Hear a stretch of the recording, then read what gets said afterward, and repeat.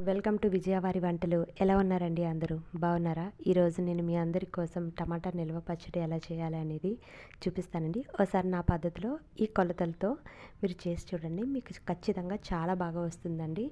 ఇది నేను అరకిలో టమాటాలు తీసుకుంటున్నానండి పచ్చడికి. ఇక్కడ ఈ విధంగా కొలతలతో మీరు కూడా తీసుకోండి. అరకేజీ టమాటాలు తీసుకున్నాను, 50 గ్రాముల చింతపండు, అరకప్పు సాల్ట్, ఒక కప్పు నిండా కారం అయితే సరిపోతుందండి. దీనికోసం పొయ్యి మీద గిన్నెని పెట్టుకొని ఒక స్పూన్ నిండా ఆవాలు, ఒక స్పూన్ నిండా మెంతులు తీసుకొని చిటపట్లు ఆడే వరకు వేయించుకొని వాటిని తీసి పక్కన పెట్టేద్దామండి. చల్లారి పెట్టుకుందాం. ఇప్పుడు వాటిని చల్లారి పెట్టుకున్న తర్వాత నేను అదే గిన్నెలో మళ్ళీ ఆయిల్ని వేసుకుంటానండి టమాటాలు వేగడానికి. నేను ఇక్కడ టమాటా పచ్చడి కోసం వేరుశనగ నూనె వాడుతున్నానండి. అరకిలో టమాటాలకి 1/2 కిలో నూనె పడుతుందండి. వేరుశనగ నూనె చాలా మంచిదండి, హెల్త్కి కూడా చాలా మంచిది. చాలామంది మామూలు నూనె వేసేస్తుంటారండి, ఫ్రీడమ్ ఆయిల్ అలా అని ఇలా అని మనం వంటలకు వాడే నూనె వేస్తుంటారు. కానీ దానికంటే కూడా పచ్చళ్ళకి నూనె వాడితే చాలా రుచిగా కూడా ఉంటాయి, స్మెల్ కూడా చాలా బాగుంటుందండి. ఇంకా నేను ఇక్కడ టమాటాలని ముక్కలు చేసేసుకున్నాను. ఒక టమాటా 4 ముక్కలు చొప్పున చేశాను. వేసేసుకుంటే టమాటాలు 50 గ్రాముల చింతపండు చూపించాను కదండి, చింతపండు కూడా వేసేసాను. దాన్ని ఒకసారి బాగా కలుపుకొని మూత పెట్టేద్దామండి. మూత పెట్టిన ఒక 10-15 నిమిషాలకి తీసి చూడండి. తీసి చూసి మళ్ళీ కలుపుకొని మూత పెట్టేయండి. ఈ ప్రాసెస్ అంతా అవ్వడానికి చాలా టైం పడుతుందండి, ఓపికగా చేయాలి. ఇదంతా కూడా సిమ్లో పెట్టి మాత్రమే చేయాలండి, అస్సలు హైలో పెట్టకూడదు. పెడితే ఏమవుతుందంటే అడుగంతా మాడిపోతుందండి. అలా మాడిపోవడం వల్ల పాడైపోతుంది పచ్చడి. చూసారు కదండి, వీటిని నేను గ్రైండ్ చేసుకుంటున్నాను. ఆవాల్ని మెంతుల్ని గ్రైండ్ చేసుకొని ఆ పొడిని పక్కన పెట్టేసుకుందాం. ఇప్పుడు నేను ఒకసారి తీసి కలుపుకొని మళ్ళీ మూత పెట్టేసుకుంటున్నానండి. 15 నిమిషాలు నాకు ఇక్కడ పట్టింది ఇలా అవ్వడానికి. ఇంకొక 10-20 నిమిషాల తర్వాత తీసి చూడండి. వెల్లుల్లి రెమ్మల్ని కూడా నేను పొట్టుని తీసి పక్కన పెట్టేసుకుంటున్నాను తాలింపులోకి. ఈ పొట్టును కూడా తీసేయాలండి.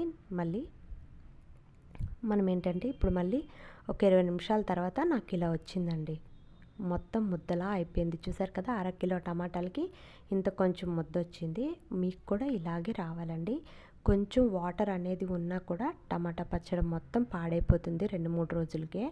ఇప్పుడు దాన్ని కూడా మనం గ్రైండ్ చేసేసుకుందాం. చూసారు కదండి, ఒక పెద్ద గిన్నె తీసుకున్నాను పచ్చడి కలుపుకోవడానికి. అందులో ఉప్పుని కారాన్ని వేసేసాను. మనం గ్రైండ్ చేసి పెట్టుకున్నాం కదండి ఆవాల పొడిని, ఆ పొడిని కూడా ఇందులో వేసేస్తున్నాను. ఇప్పుడు మనం ఇందులోకి టమాటాని పచ్చడిగా రుబ్బుకున్నాం కదండి, దాన్ని కూడా వేసుకొని బాగా కలుపుకుందాం ఒకసారి. మీకు కూడా ఇంతే స్మూత్గా అయిపోవాలండి పచ్చడి అనేది, చాలా స్మూత్గా అయిపోవాలి. కొంచెం గరుగ్గా ఉన్నా కూడా పచ్చడి అనేది పాడైపోతుంది, అస్సలు బాగోదండి. నురగలు కూడా వచ్చేస్తాయి పచ్చడికి. మీకు కూడా ఈ విధంగా సాఫ్ట్గా రావాలి. శుభ్రంగా దాన్ని అంతటినీ ఒకసారి కలిపేసుకుందాము.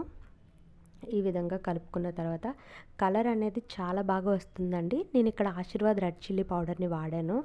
చూసారు కదండి కలర్ ఎంత బాగా వచ్చిందో, నాకైతే సూపర్గా అనిపించిందండి. మీరు కూడా ఒకసారి ట్రై చేసి చూడండి, చాలా బాగుంటుంది. చూసారు కదండి, నేను మీకు చూపిస్తున్నాను ఎంత బాగా వచ్చిందో కలర్, చాలా బాగా వచ్చిందండి. ఇప్పుడు దీని అంతటిని పక్కన పెట్టేసుకొని మనం తాలింపు కోసం రెడీ చేసుకుందామండి. మనం తీసి పెట్టుకున్నాం కదండి, సగం ఆయిల్ని వేసుకొని మిగిలిన సగం ఆయిల్ని, ఆ ఆయిల్ని ఇప్పుడు మనం తాలింపు వేసుకుందాం. చూసారు కదా, పొయ్యి మీద కడాయిని పెట్టేసుకొని ఇప్పుడు మనం మిగిలిన ఆయిల్ని వేసుకుందాం, ప్యాకెట్లో మిగిలిన ఆయిల్ని. చూసారు కదండి, ఆయిల్ అంతా వేసేయాలి. ఇప్పుడు కరెక్ట్గా 1/2 కేజీ టమాటాలకి 1/2 కిలో వేరుశనగ నూనె సరిపోతుందండి. చాలా బాగుంటుంది, స్మెల్ కూడా సూపర్గా ఉంటుందండి. మీకు స్మెల్ చూసే తినాలనిపిస్తుందండి, నిజం చెప్తున్నాను. అందుకనే వేరుశనగ నూనెను మాత్రమే మీరు ఇక్కడ వాడాలి. ఇది మాత్రం ఇంపార్టెంట్ అండి. ఫస్ట్ చూసారు కదండి, ఒక స్పూన్ ఆవాలు వేసాను, అలాగే ఒక స్పూను శనగపప్పును వేసుకున్నాను. మొత్తం ఆయిల్ అంతా మరిగిన తర్వాత సిమ్లో పెట్టుకొని వేసేయండి, ఒకదాని తర్వాత ఒకటి. ఇప్పుడు మనం చీరి పెట్టుకున్న వేసేద్దామండి. చూసారు కదా ఎంత బాగా మరుగుతుందో. అందులోనే మనం ఎండుమిర్చిని కూడా వేసేద్దాము. ఎండుమిర్చి కూడా వేసిన తర్వాత ఒక 2 మినిట్స్ తర్వాత మనం వెల్లుల్లి రెమ్మలు చీరి పెట్టుకున్నాం కదండి, ఆ వెల్లుల్లి రెమ్మల్ని కూడా వేసేయాలి ఇందులోని. ముందు వేస్తే ఏమవుతుందంటే వెల్లుల్లి రెమ్మలు బాగా మాడిపోయినట్టు అయిపోతాయండి ఇవన్నీ వేగినప్పటికీ. అందుకనే మనం లాస్ట్లో వెల్లుల్లి రెమ్మల్ని వేయాలి. ఎందుకంటే పచ్చళ్ళలోని వెల్లుల్లిపాయలు అనేవి అంటే వైట్గా మాత్రమే కనిపిస్తే అది చూడడానికే కాదండి, చాలా టేస్టీగా కూడా బాగుంటుంది. చూసారు కదండి. ఇది వేసిన తర్వాత ఒక 2 మినిట్స్ అంటే 2 మినిట్స్ ఉంచేసి వెంటనే గ్యాస్ ఆఫ్ చేసేయండి.